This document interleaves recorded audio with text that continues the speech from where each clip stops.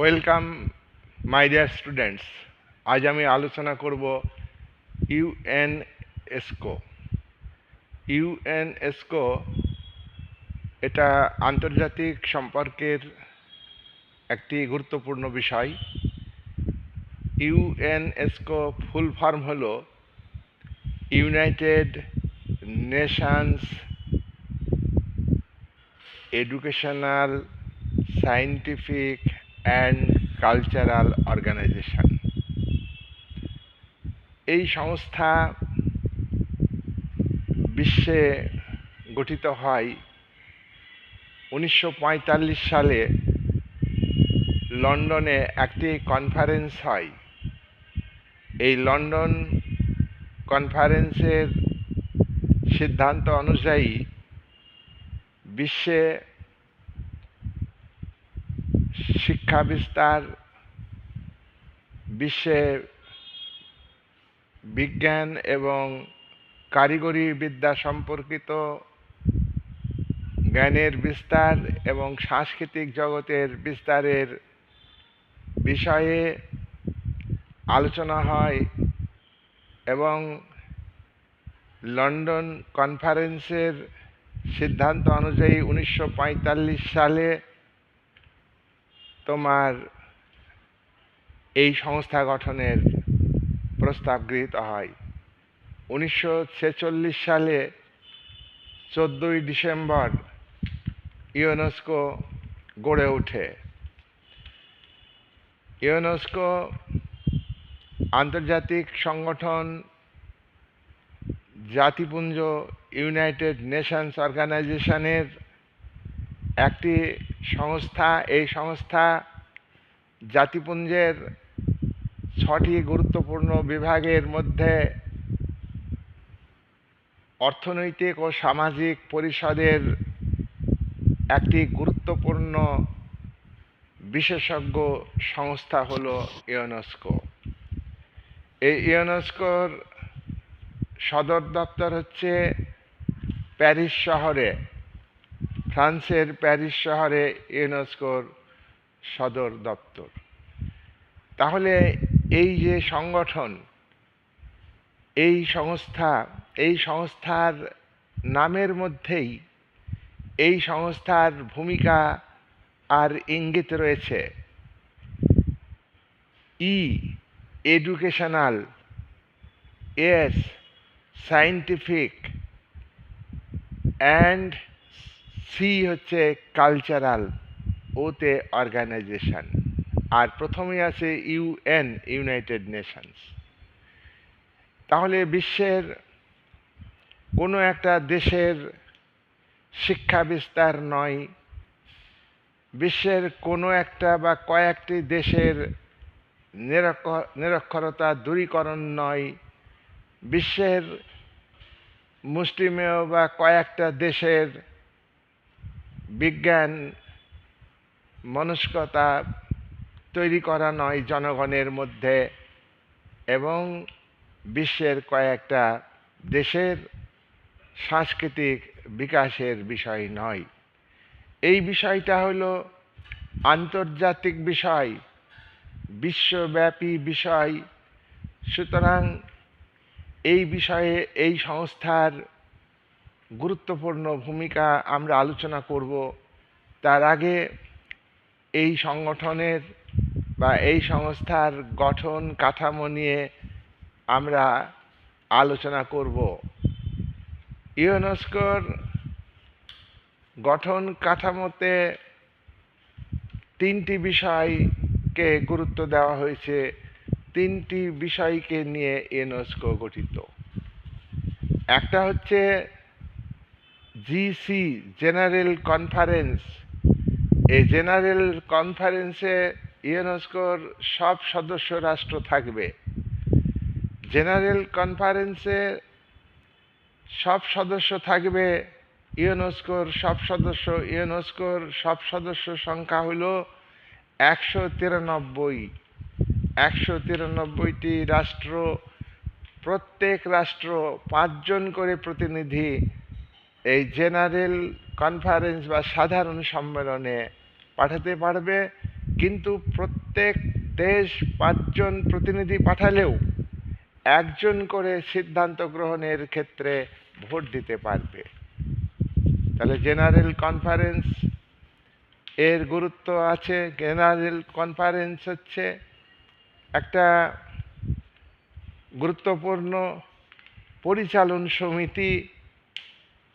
সবাই এর সদস্য আমরা জানলাম, কিন্তু জেনারেল কনফারেন্সের সাধারণ সম্মেলনের সব সদস্য কিন্তু ইউনো অর্থাৎ ইউনাইটেড নেশনস অর্গানাইজেশনের বা রাষ্ট্রপুঞ্জের বা জাতিপুঞ্জের সদস্য নয়।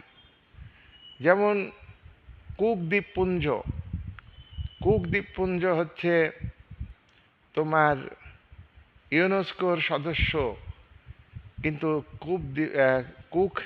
কুক দ্বীপপুঞ্জ তোমার ইউনোর সদস্য নয়। প্যালেস্টাইন, এটা কিন্তু জেনারেল কনফারেন্সের সদস্য অর্থাৎ ইউনেস্কোর সদস্য, জেনারেল কনফারেন্সের সদস্য তোমার, কিন্তু ইউনোর সদস্য নয়, জাতিপুঞ্জের সদস্য নয়। আবার অন্যদিকে আমরা দেখব ইউনোর সদস্য, ইউনাইটেড নেশনস অর্গানাইজেশনের সদস্য, মূল শক্তি যেমন মার্কিন যুক্তরাষ্ট্র ইউনেস্কোর সদস্য নয়। ইসরায়েল ইউনেস্কোর সদস্য নয়। তাহলে আমরা দেখছি যে এরা, ইউএসএ এবং ইসরায়েল হচ্ছে ইউনোর সদস্য, কিন্তু এরা কিন্তু ইউনেস্কোর সদস্য নয়। এবার দ্বিতীয় যে গঠন কাঠামো সেটা নিয়ে আলোচনা করব।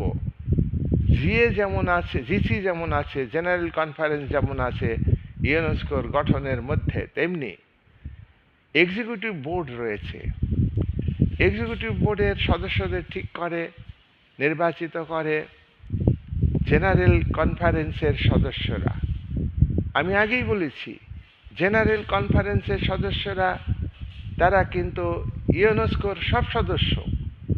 তাহলে ইউনেস্কোর সব সদস্য অথবা জেনারেল কনফারেন্সের সব সদস্য তারা কিন্তু এক্সিকিউটিভ বোর্ডের সদস্যদের নির্বাচিত করে।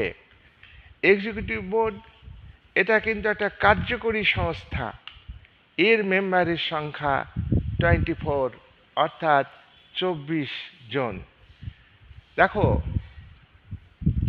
জিসি জেনারেল কনফারেন্স সাধারণ সম্মেলন, তোমার আলোচনা হয়, সিদ্ধান্ত নিতে পারে ভোটের ভিত্তিতে, কিন্তু একটা ছোট সংস্থা, একটা কার্যকরী সংস্থা হচ্ছে এক্সিকিউটিভ বোর্ড, পরিচালক পর্ষদ। যেমন তোমরা শিখেছ, ইউনোর কার্যকরী সংস্থা, ইউনোর প্রশাসনিক বিভাগ কোনটা? সিকিউরিটি কাউন্সিল বা নিরাপত্তা পরিষদ, কি তাই তো? এক্ষেত্রেও ঠিক ইউনেস্কোর গঠনের ক্ষেত্রে এই 24 জন মেম্বার, ইউনেস্কোর 24 জন মেম্বার, এই 24 জন মেম্বার এখানে রয়েছে। ভৌগোলিক প্রতিনিধিত্বকে এখানে গুরুত্ব দেওয়া হয়েছে। সব সদস্য একটা অঞ্চল থেকে আসবে না, বিভিন্ন প্রান্ত থেকে, বিশ্বের বিভিন্ন দেশে থেকে এই প্রতিনিধিত্বকে গুরুত্ব দেওয়া হয়েছে। তাহলে এটা ডেমোক্রেটিক একটা বিষয়। 3 নাম্বার যে গঠন কাঠামো, 3টি বিষয় আছে গঠন কাঠামোতে, আমি বলেছি। 3 নাম্বার কি? সেক্রেটারিয়েট মানে কি? কর্ম দপ্তর। আমি আলোচনা করব ওই যে ইউনোর গঠনে যেটা সেক্রেটারিয়েট, সচিবালয় একটা দপ্তর আছে, তার হেডকে মহাসচিব। এখানে ইউনেস্কোরও ঠিক অনুরূপ একটা পরিচালক রয়েছেন, ডিরেক্টর রয়েছেন, তাকে তাকে বলা হয় মহাপরিচালক। এই মহাপরিচালক ইউনেস্কোর কাজকে কন্ট্রোল করেন, ডিসিশনকে কার্যকরী করেন। এই মহাপরিচালকের আন্ডারে অধীনে বহু কর্মচারী রয়েছে। তাহলে আমরা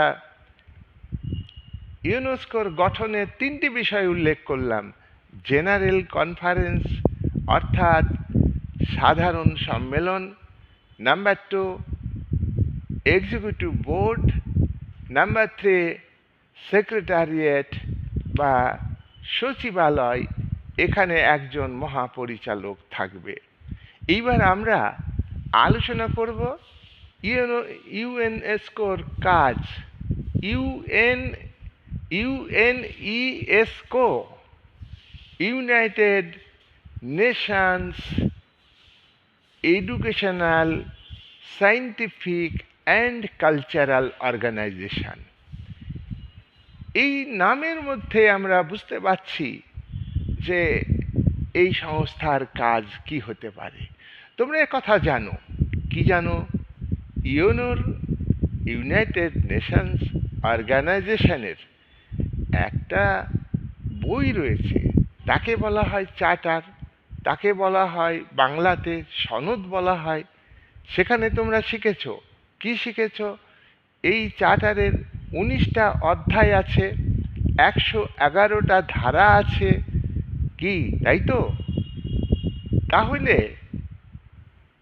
এইখানে সনদে যে উদ্দেশ্য, 4টি আমার আলাদা ভিডিও আছে, দেখবে 4টি উদ্দেশ্য আছে, 4টি নীতি আছে। উদ্দেশ্যটা কি? বিশ্বে শান্তি প্রতিষ্ঠিত করা, বিশ্বে শান্তি প্রতিষ্ঠিত করা, বিশ্বের সমস্ত দেশের মানুষ শান্তিতে বসবাস করবে, বিশ্বের নিরাপত্তা বজায় রাখা, বিশ্বের প্রত্যেকটা দেশ তার সার্বভৌমত্বকে রক্ষা করতে পারবে, তার ভৌগোলিক সার্বভৌমত্ব, সব দিক থেকে তার সার্বভৌমত্বকে রক্ষা করবে, রাজনৈতিক দিক থেকে, অর্থনৈতিক দিক থেকে। কিন্তু বাস্তবে তা তো দেখছি না আমরা। অর্থনৈতিক দিক থেকে প্রায় দেশ আজকে পরনির্ভরশীল। আবার উন্নত দেশগুলি তারা পরনির্ভরশীল কোন ক্ষেত্রে? তারা অনুন্নত এবং উন্নয়নশীল দেশগুলিকে শোষণ করবার জন্য তারা পরনির্ভরশীল। তাহলে আমরা ইউনেস্কোর উদ্দেশ্যটা কি আমরা বলবো? এ কি কাজ করবে? এ কাজ করবে বিশ্বে শান্তি ও নিরাপত্তা বজায় রাখার জন্যে বিশ্বের বিভিন্ন দেশের মধ্যে শিক্ষা বিস্তার করবে। বিভিন্ন দেশের মধ্যে মানে কি? বিভিন্ন দেশের জনগণকে শিক্ষিত করবে, সচেতন করবে, জনশিক্ষা বিস্তার ঘটাবে হচ্ছে ইউনেস্কো। আর সায়েন্টিস্ট অর্থাৎ সায়েন্টিফিক যে চিন্তা, বিজ্ঞান মনস্কতা, সমাজ থেকে কুসংস্কার দূর করতে হবে। একটা বিজ্ঞান মনস্ক মূল্যবোধ, বিজ্ঞান মনস্ক ভাবধারা মানুষের মধ্যে বিস্তার ঘটাবে। আর কি করবে? সাংস্কৃতিক দিকটাকে উন্নত করবে। অপসংস্কৃতি নয়, সমাজ গড়বে এমন সুস্থ সংস্কৃতি পৃথিবীর বিভিন্ন দেশের মধ্যে গড়ে তোলবার চেষ্টা করবে। এগুলি হচ্ছে ইউনোর কাজ। আমরা এই কাজগুলিকে পয়েন্ট আকারে আলোচনা করি। পয়েন্ট আকারে আলোচনা আমরা প্রথমে ইউএনইটাকে আলোচনা করি। এডুকেশনাল ক্ষেত্রে, শিক্ষা সংক্রান্ত ক্ষেত্রে দেখো, বিশ্বের মোট জনসংখ্যার মানে অধিকাংশই কিন্তু নিরক্ষর আছে, অজ্ঞ আছে, অসচেতন আছে। আবার স্বাক্ষর জ্ঞান সম্পন্ন হলেই হবে না। লিখতে পড়তে পারা মানেই স্বাক্ষর নয়। এ স্বাক্ষর হচ্ছে দোন শয়ে একার ক্ষয়মদিন শয়ে যুক্ত রয় স্বাক্ষর, সচেতন সক্ষমতা তৈরি করা বিশ্বের প্রত্যেক দেশের নাগরিকের মধ্যে। তাহলে তাদের মধ্যে উৎপাদন ক্ষমতা বাড়বে, তাদের মধ্যে ক্রিয়েটিভিটি সৃষ্টি হবে, সৃষ্টিশীল মানসিকতা তৈরি করতে হবে। দেখো, পৃথিবীতে যুদ্ধ মানুষই বাধায়, বিভিন্ন দেশ যুদ্ধ বাধায়, তার মানে মানুষই তো যুদ্ধ সৃষ্টি করে। আবার পৃথিবীতে এই মানুষই শান্তি প্রতিষ্ঠার জন্য উদ্যোগ গ্রহণ করে। তাহলে শান্তি প্রতিষ্ঠা করা এক্ষেত্রে মানুষের ভূমিকা আছে। আবার বিশ্বে যুদ্ধ বাড়ছে, যুদ্ধ চলছে এখনো। ইউক্রেন রাশিয়ার যুদ্ধ চলছে, একদিকে রাশিয়া একা, অন্যদিকে ন্যাটোর 30টা দেশ মার্কিন যুক্তরাষ্ট্রের নেতৃত্বে ইউক্রেনকে সাপোর্ট দিয়ে যুদ্ধকে চালিয়ে যাচ্ছে। তাহলে মানুষই তৈরি করছে, বিভিন্ন দেশের রাষ্ট্রনায়করা তৈরি করছে। তাই মানুষের মন থেকে, দেখো, যুদ্ধমুক্ত পৃথিবী গড়তে গেলে প্রত্যেকটা দেশের শাসক শ্রেণীকে রাজনীতি করলে হবে না, মানবতাবাদী হতে হবে। মানব অধিকার রক্ষা শুধু মুখে বললে হবে না, মানব অধিকার রক্ষা করার মানসিকতা তৈরি করতে হবে।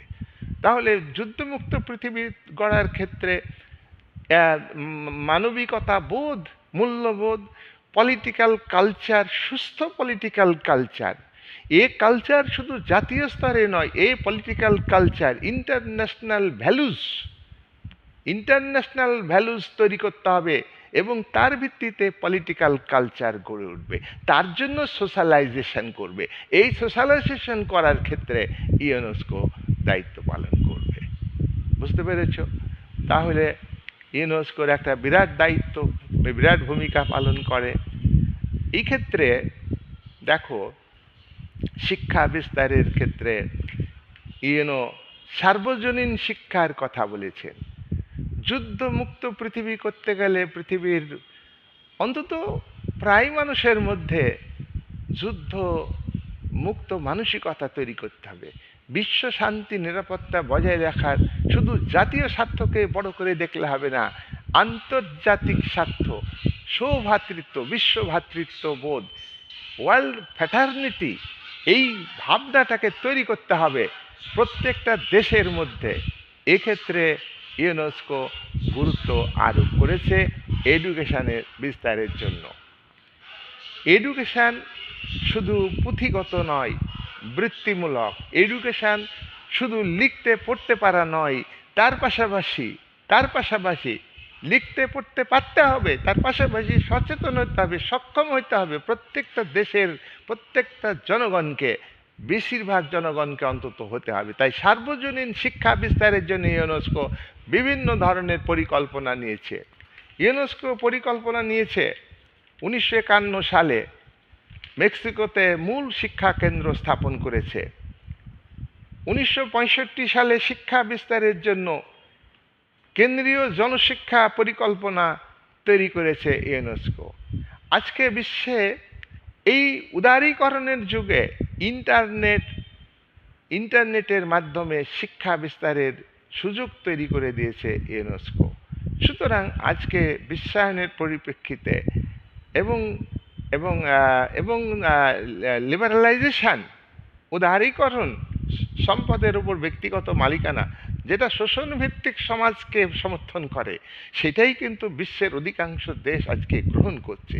তার জন্যে অবহেলিত মানুষ, তারা মানে অজ্ঞ থাকছে, কৃত্রিমভাবে তাদেরকে রাখা হচ্ছে, তাদেরকে এডুকেশন থেকে দূরে রাখা হচ্ছে বিভিন্ন পরিকল্পনার মাধ্যমে, সুকৌশলে।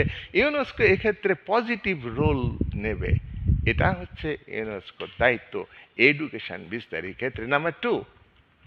নাম্বার টুতে আমরা দেখব যে বিজ্ঞান। দেখো, প্রত্যেক দেশের অর্থনৈতিক উন্নয়ন বিজ্ঞান এবং প্রযুক্তির উপর নির্ভর করে। আজকে কৃষি উৎপাদন বাড়াতে গেলে, শিল্পায়ন প্রকৃতপক্ষে বাড়াতে গেলে কি দরকার? প্রযুক্তিবিদ্যা দরকার। যদিও প্রযুক্তিবিদ্যা আজকে বেকার সমস্যা তৈরি করছে, এটাকে মেনে নিয়ে পৃথিবীর বিভিন্ন দেশ আজকে কম্পিটিশনে নেমেছে। বিভিন্ন দেশ কিন্তু সুদূর প্রসারী পরিকল্পনা গ্রহণ করে না, আপাত দৃষ্টিতে কি করে উৎপাদন বাড়বে তার জন্য সায়েন্টিফিক মেথডকে গ্রহণ করছে, মডার্ন হাইটেক টেকনোলজিকে গুরুত্ব দেওয়া হচ্ছে। এর ফলে কি হচ্ছে? বেকার সমস্যা বাড়ছে। তবুও আজকে এর যে পৃথিবী, আগামী দিনে সেই পৃথিবী কিন্তু পরিবর্তিত হবে। ইউনেস্কো 1945 সালে গঠিত হয়েছে, স্বীকৃতি কাজ শুরু করেছে 46 সালে। তাহলে সেই সময় থেকে ইউনেস্কো বিভিন্ন দেশের মধ্যে সায়েন্স অ্যান্ড টেকনোলজি কিভাবে উন্নত হবে তার চেষ্টা করেছে, উদ্যোগ গ্রহণ করেছে। তার জন্যে অতীতে যেসব দেশ পরাধীন ছিল, পরাধীন দেশ স্বাধীনতা লাভ করেছে, তাদের অর্থনৈতিক সংকট চরম ছিল, সেই জায়গায় থেকে অনেক দেশ ডেভেলপিং কান্ট্রিতে পরিণত হয়েছে। এবং আমরা এটাও দেখেছি যে উন্নত দেশ ফিক্সড নয়, আগামী দিনে সে অনুন্নত হতে পারে। সোভিয়েত রাশিয়া বিরাট অর্থনীতির ক্ষেত্রে উন্নতি করেছিল, সেই সোভিয়েত রাশিয়া ভেঙে গেল এবং সেখানে অর্থনৈতিক সংকট দেখা দিয়েছিল। তাই আজকে আমরা দেশে যেসব দেশগুলোকে আজকে উন্নত দেশ বলছি, আগামী দিনে সেই দেশগুলো অনুন্নত হয়ে যেতে পারে, ডেভেলপিং কান্ট্রিতে ব্যাকওয়ার্ডে যেতে পারে।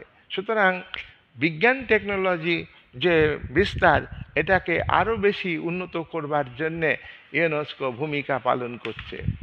সংস্কৃতি, সংস্কৃতি বিস্তারের ক্ষেত্রে আজকে বিশ্বায়নের যুগে সংস্কৃতি বিভিন্ন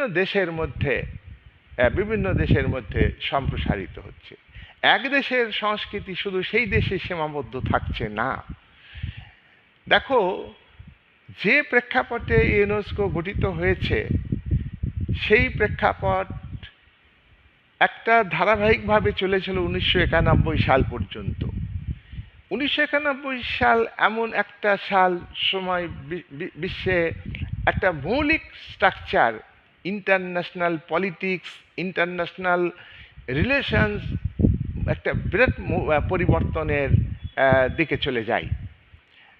যেসব নীতি গৃহীত হয়েছিল সেই সব নীতিকে বর্জন করে নতুনভাবে নীতি গৃহীত হয়েছে। একটা সময়ে উন্নত দেশগুলো তাদের টেকনোলজি অনুন্নত দেশে বিক্রি করতো না, অনুন্নত দেশকে তারা টেকনোলজি দিত না। কারণ হচ্ছে তারা নিজেই শিল্প কারখানা তৈরি করে উৎপাদন বৃদ্ধি করে দরিদ্র দেশগুলির মধ্যে বিক্রি করত, আর সেখান থেকে সস্তা কাঁচামাল নিয়ে আসতো। বিশ্ব রাজনীতি, ওয়ার্ল্ড পলিটিক্স, ইন্টারন্যাশনাল রিলেশনস, পৃথিবীর বহু শক্তিশালী দেশের উত্থান, নতুন নতুন শক্তির উত্থান, আর শক্তিশালী দেশের পতন, সিস্টেমের পরিবর্তন, সমাজতান্ত্রিক যে সিস্টেম সেটা কোলাপস মেরে গিয়েছে। দি লিবারাল ডেমোক্রেটিক সিস্টেম সামনে এসছে, লিবারাল ডেমোক্রেটিক সিস্টেমটা সামনে আসার ফলে যে বিশ্বায়ন, সেটা কিন্তু গুরুত্ব পেয়েছে। আজকে সংস্কৃতি কিন্তু 1991 সাল থেকে ইউনেস্কো সেই নীতি গ্রহণ করেছে। বিশ্বের বিভিন্ন দেশে আগে প্রসারের উদ্যোগ ছিলই তার, যে সংস্কৃতিটা এক দেশে নয়। তোমরা দেখছো যে বিভিন্ন দেশের সংস্কৃতির সংমিশ্রণ ঘটেছে। তৃতীয় বিশ্বের দেশগুলির যে নিজস্ব সংস্কৃতি ছিল, এটা কিন্তু নষ্ট হয়ে গেছে। আর উন্নত দেশের যে সংস্কৃতি, সেই সংস্কৃতি এইসব তৃতীয় বিশ্বের দেশে প্রবেশ করেছে। দেখো, এইসব সংস্কৃতি প্রবেশ করানোর মধ্যে দিয়ে উন্নত দেশগুলো ইউনেস্কোতে থেকে, যদিও মার্কিন যুক্তরাষ্ট্র ইউনেস্কোতে নেই, তারা কিন্তু বিশ্বের দুর্বল দরিদ্র দেশগুলির, যেসব দেশ ভিসিয়াস সার্কেলের মধ্যে আছে, দারিদ্র্যের দুষ্ট চক্রের মধ্যে আছে, সেই দেশগুলোর যে নিজস্ব সংস্কৃতি ভেঙে দিচ্ছে, দিয়ে তোমার ওয়েস্টার্ন সোশ্যাল কালচার তাদের মধ্যে প্রবেশ করিয়ে দেওয়া হচ্ছে। বিদেশের ভালো জিনিসকে গ্রহণ করতে হবে, কিন্তু সেলফ ডিপেন্ডেন্সি যে বিষয়টা, আত্মনির্ভরশীল, সেই জিনিসগুলোকে নষ্ট করা কিন্তু সেই সব দেশের পক্ষে ভালো নয়। অর্থনীতির উন্নত করতে হবে, শিক্ষা সংস্কৃতির উন্নত করতে হবে, তাই বলে এই নয় যে নিজস্ব সংস্কৃতিকে নষ্ট করে দিতে হবে। বিশেষ করে অর্থনীতির ক্ষেত্রে যদি কোনো দেশ একেবারে পরনির্ভরশীল হয়ে যায়, তাহলে সেই দেশের কৃষি শিল্প কোলাপস মেরে যাবে, ঠান্ডা হয়ে যাবে, মানে পতন হয়ে যাবে। এটা সেই দেশের ভবিষ্যৎ ভালো নয় ভবিষ্যতের ক্ষেত্রে। তাই সংস্কৃতির ক্ষেত্রে আমরা দেখব যে ইউনেস্কো যে অপসংস্কৃতি, কালচার পৃথিবীব্যাপী প্রসারিত হচ্ছে, সেটাকে কিন্তু ইউনেস্কো কন্ট্রোল করতে পারছে না। তবু ইউনেস্কো বিশ্বব্যাপী কালচার সম্প্রসারিত করছে, এই ভূমিকাকে আমরা স্বীকার করব। কিন্তু অনুন্নত দেশ, উন্নয়নশীল দেশ, তাদের জনগণকে এ ব্যাপারে সচেতন হতে হবে। ততটুকুই আমরা ওয়েস্টার্ন কালচারকে অ্যাকসেপ্ট করব যতটুকু আমাদের প্রয়োজন, এবং আমাদের প্রত্যেক দেশের, দরিদ্র দেশগুলির যে নিজস্ব কালচার রয়েছে, ঐতিহ্য রয়েছে, সংস্কৃতি রয়েছে, সেগুলোকে মাথায় রাখতে হবে। এইবার আমরা আলোচনা করব ইউনেস্কো যে এত কাজ করলো, আরও অন্যান্য কাজ ইউনেস্কো করে। মানবাধিকার রক্ষার ক্ষেত্রে ইউনেস্কোর ভূমিকা আছে, নারী স্বাধীনতা রক্ষার ক্ষেত্রে ইউনেস্কোর ভূমিকা আছে, স্বাস্থ্য রক্ষার ক্ষেত্রে WHO আছে, তোমরা জানো, স্বাস্থ্য রক্ষার ক্ষেত্রে ইউনেস্কোর ভূমিকা আছে, রোগ প্রতিরোধের ক্ষেত্রে ইউনেস্কোর ভূমিকা আছে। তারপরে তোমার কোনো মহামারী হলে সেখানে ইউনেস্কো সহযোগিতা করে, বন্যার ক্ষেত্রে ত্রাণের ব্যবস্থা করে ইউনেস্কো। বহুবিধ কাজ ইউনেস্কো করে থাকে। এইবার আমরা ইউনেস্কোর কাজগুলির একটুখানি সমালোচনা করব। দেখো, ইউনেস্কো তো একটা সংস্থা। ইউনেস্কোর নামের মধ্যেই বোঝা যাচ্ছে যে এটা ইউনাইটেড নেশনসের সংস্থা। এই সংস্থাতে যাদের দাদাগিরি আছে, এই সংস্থাকে যারা কন্ট্রোল করে, তারাই ওয়ার্ল্ড পলিটিক্সকে কন্ট্রোল করে। বিশ্বের উন্নত দেশগুলো আজকে বিশ্বায়নের সময় থেকে পৃথিবী, যেটা আগে 1991 আগে পৃথিবী ভাগ ছিল কি বলো, পূর্ব আর পশ্চিম। পশ্চিমের দেশগুলোকে উন্নত বলা হতো, আর পূর্বের দেশগুলোকে অনুন্নত, কিছু উন্নয়নশীল দেশ বলা হতো। অনেক ইকোনমিস্ট, অর্থনীতিবিদ, তারা ওই অনুন্নত ব্যাপারটাকে গুরুত্ব দেন না। তাদের মধ্যে দেশগুলিকে দুটো ভাগে ভাগ করা যায়, ডেভেলপড কান্ট্রি আর ডেভেলপিং কান্ট্রি। ওকে, এইবার আমরা দেখব যে 91 পর থেকেই পৃথিবী কিন্তু উত্তর আর দক্ষিণে ভাগ হয়ে গেল। কেন হলো বলো তো? ঠান্ডা যুদ্ধ ছিল না 1945 থেকে 1991 সালে, সেই ঠান্ডা যুদ্ধের তো অবসান ঘটলো 91 এসে, আর মার্কিন যুক্তরাষ্ট্র একচেটিয়া ভাবে বিশ্ব রাজনীতিকে নিয়ন্ত্রণ করতে লাগলো। এটা হলো কি বলো, এককেন্দ্রিক রাজনীতি 91 পর। আবার বর্তমানে কিন্তু বহুকেন্দ্রিক রাজনীতি, এটা ভুলে গেলে হবে না। তাহলে আমরা দেখছি, আমরা ওই সময় একটা ঠান্ডা যুদ্ধ ছিল দুটি শিবিরের মধ্যে, একটা মার্কিন যুক্তরাষ্ট্রের শিবির, আর একটা হচ্ছে সমাজতান্ত্রিক শিবির সোভিয়েত রাশিয়ার নেতৃত্বে। আবার আমরা লক্ষ্য করেছি জোট নিরপেক্ষ রাজনীতি ছিল। আবার আমরা লক্ষ্য করেছি তৃতীয় বিশ্বের দেশগুলি তারা ঐক্যবদ্ধভাবে তাদের শোষণ বঞ্চনার বিরুদ্ধে আন্দোলন সংগঠিত করেছে। আমরা 91 এসে দেখলাম দেশগুলিকে উত্তর আর দক্ষিণ ভাগ করা হচ্ছে। দেখো, ওয়ার্ল্ডের ম্যাপ দেখবা, ম্যাপের উপরের দেশগুলি দেখবা হিসাব করে উন্নত দেশ, আর নিচের দেশগুলি, দক্ষিণের দেশগুলিকে বলা হচ্ছে অনুন্নত দেশ। এই যে বিভাজন, যাই বিভাজন করা হোক না কেন, উন্নত দেশ সে কিন্তু অনুন্নত ডেভেলপিং কান্ট্রি এদেরকে শোষণ করে। এদের সঙ্গে দ্বিপাক্ষিক চুক্তি হোক তার মধ্যে দিয়ে শোষণ করে, বহুপাক্ষিক চুক্তি হোক তার মধ্য দিয়ে শোষণ করে, এদের দেশে শিল্প কারখানা গড়ে তোলে তার মধ্য দিয়ে শোষণ করে, কাঁচামাল সস্তায় কিনে তার মধ্য দিয়ে শোষণ করে। এই সব দেশের ইঞ্জিনিয়ারদের অল্প মাইনায় খাটায় সেই দেশের। অর্থাৎ আজকের উন্নত দেশগুলো দেখো, এক্ষেত্রে কি ইউনেস্কো করতে পারছে? আর এর জন্য যে ক্যাপিটালিজমের যে ক্যারেক্টার, আজকে এমন একটা সংস্কৃতি মেয়েদের পণ্যের মতো ব্যবহার করছে। আমরা দেখেছি কৃতদাস ব্যবস্থাতে, কি দেখেছি প্রাচীনকালে গ্রীসে রোমে দেখেছি যে মহিলাদের কোনো রাজনৈতিক কাজে তাদের নাগরিক হিসাবে ট্রিট করা হতো না। আজকে অন্যভাবে মহিলাদের বঞ্চিত করা হচ্ছে। ইউনেস্কো এক্ষেত্রে কি ভূমিকা পালন করছে? ব্যক্তিগতভাবে তার জীবনে বাঁচার তাগিদে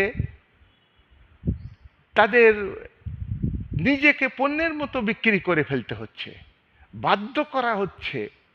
এ কালচার, এ বিশ্বব্যাপী কালচার, এ কালচারের রক্ষার ক্ষেত্রে ইউনেস্কো ভূমিকা পালন করেছে।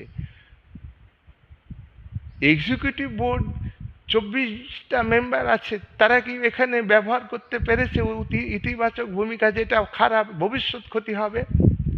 আজকে পণ্যের মতো আজকে পুঁজিবাদী রাষ্ট্রগুলো প্রস্টিটিউট সিস্টেমকে স্বীকৃতি দিচ্ছে।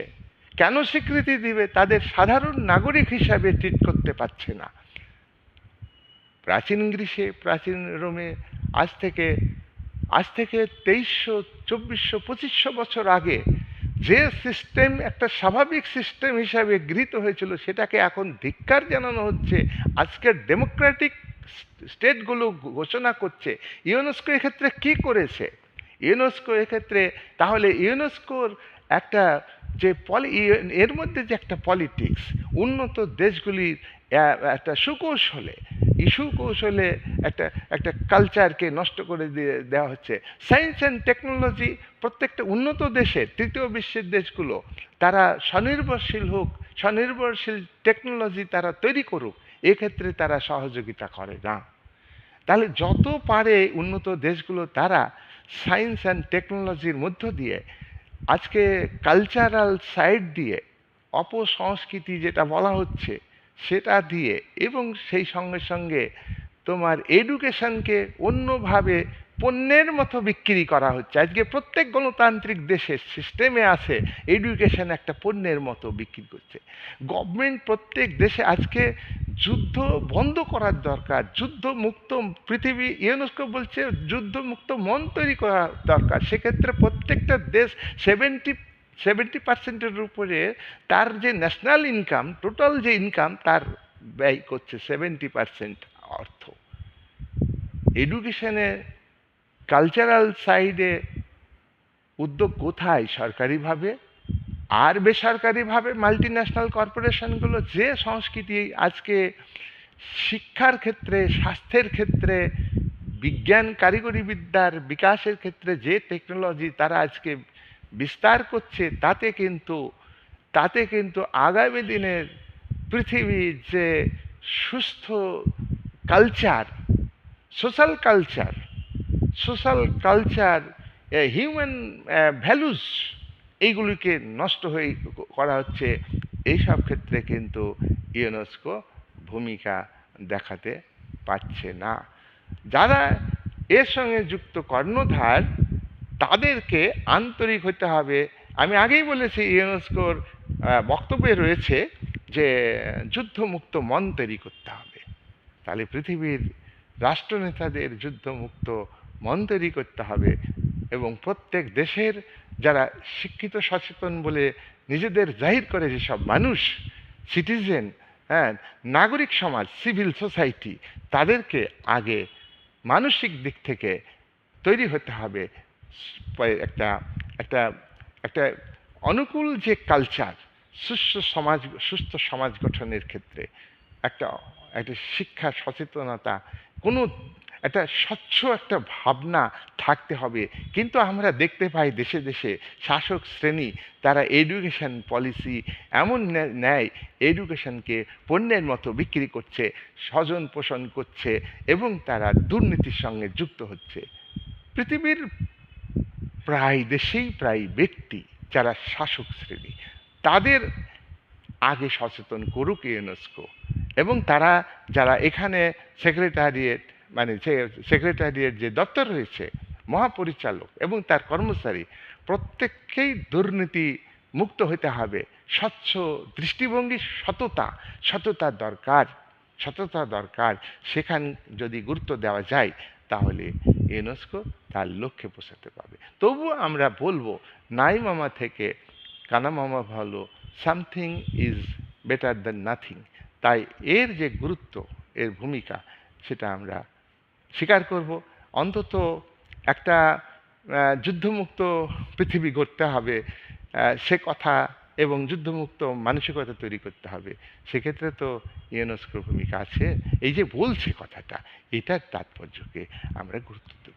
আর আগামী দিনে আমাদের প্রত্যেকেরই দায়িত্ব আছে কম বেশি, হ্যাঁ, সুস্থ পলিটিক্যাল কালচার, সুস্থ সোশ্যাল ভ্যালুস, হ্যাঁ, সুস্থ ইকোনমিক্যাল একটা অ্যাটিটিউড প্রত্যেকটা মানুষের মধ্যে তৈরি হতে হবে। প্রত্যেক মানুষকে কর্মবিমুখ হলে হবে না, প্রত্যেকটা মানুষকে কর্মের দিকে জাপানের মতো মানুষের, জাপান যদি পারে যে তারা কর্মবিমুখ নয়, তারা কাজ না পেলেই তারা অখুশি হয়, কাজ না করলেই অখুশি হয়, এমন মেন্টালিটি যদি করা যায়, তাহলে এডুকেশনাল, সায়েন্টিফিক, কালচারাল সব দিক থেকে উন্নত হবে। এই বলে আমি আলোচনা শেষ করলাম।